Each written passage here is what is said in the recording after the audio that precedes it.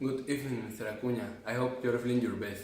Today I'm going to talk about the video "This is your brain on communication."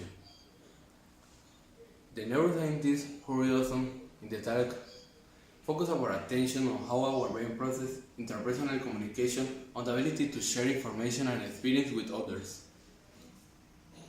He and his team are developing research on how the patterns of neurons in a person's brain associated with their memories are transmitted to another person's brain.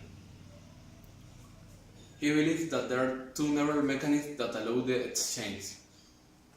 First, some of which emitted by the listener and the speaker during communication. And second, a neural protocol or a coding has been developed in our brain to share information. Uri Hasson developed an experiment where 5 people were placed on a functional MRI scan and observed behavior in episodes other than neural response. But what's neural trolling? Neural trolling is a process by which brain responses are blocked and aligned with the sounds of speech. That experiment consists of: first, when the listener were at rest before the narrator begins to speak, the brain response were not synchronized.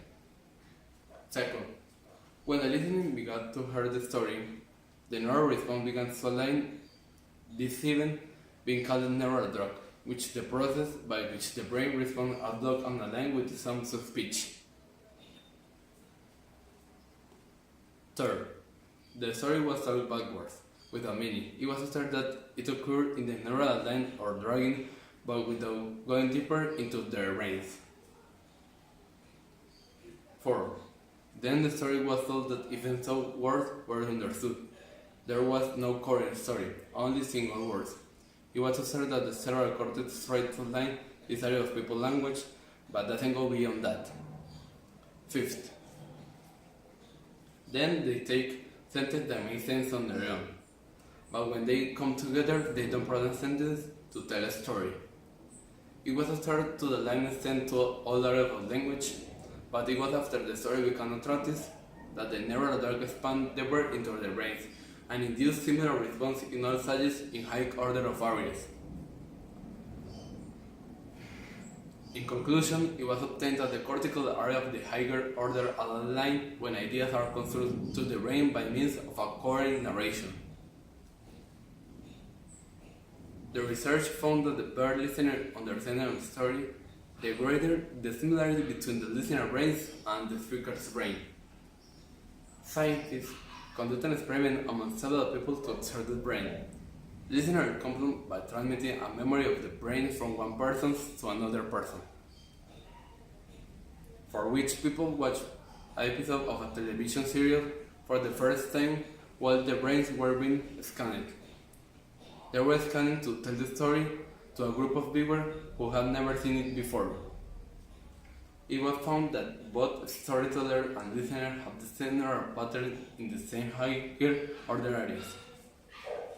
However, Uri Hasson said that human communication in many cases misunderstood or isn't possible to communicate what we think. It happens very often that the same story can be interpreted in different ways. Who gives a similar interpretation, it happens that their brain responses are very similar in the same areas or have order and different from those things different. In short, the experiment shows how good communication depends on speakers and listeners who have a common basis and also ability to communicate effectively and share our opinions with people different from us. The most important thing that Uri Hasson proposed to us is to continue to be unit with other people, to continue communicating and sharing ideas with them. Dialogue between us should be promoted where common understanding and new ideas are reached. This conversation, as indicated by experiment, can result in the union of our brain with other brains. Communication is very basic and begins at very early age through imitation. Thank you so much, teacher.